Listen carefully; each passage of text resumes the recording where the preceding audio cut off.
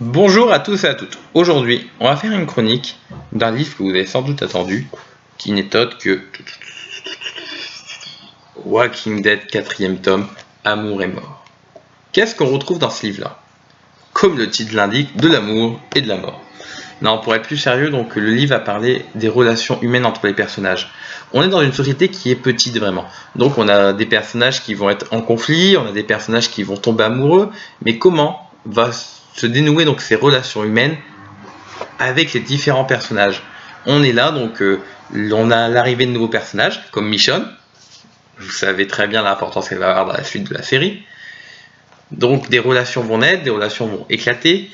Et c'est vraiment ça l'intérêt du livre, c'est de voir les relations humaines se décaler. Ça veut dire que dans des relations normales à l'heure actuelle, chacun ne se pose pas trop de questions. Alors que là, on est sans arrêt mis en relation notre amour avec un autre sujet qui est la mort. La mort, oui, on sait très bien qu'on peut mourir du jour au lendemain, d'une blessure, d'une attaque, d'un rôdeur. Et la mort est présente. C'est ce qu'il dit dans le livre, on est en perpétuel sursis.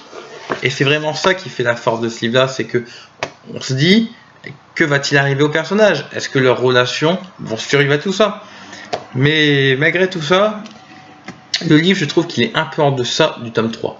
Le tome 3, on avait des nouveaux personnages qui apparaissaient, on avait des conflits, on avait une avancée, je trouvais. Là, dans ce tome-là, comme on est enfermé dans la prison, on a un sentiment que l'histoire avance un petit peu moins.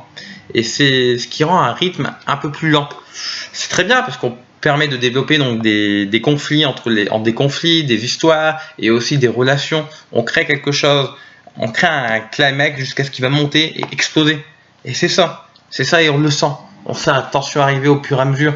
On sent Rick, on sent vraiment un Rick qui est à la limite de la folie parfois. Et c'est ça qui est, je trouve, la différence entre la série et puis le comics.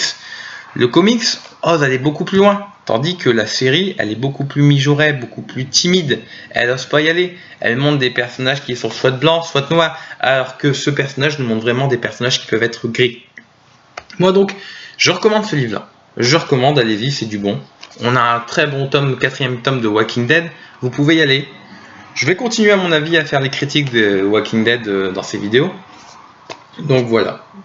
La prochaine critique, ça sera toujours donc à mon avis dans l'univers de la BD. Et je vous dis à la semaine prochaine.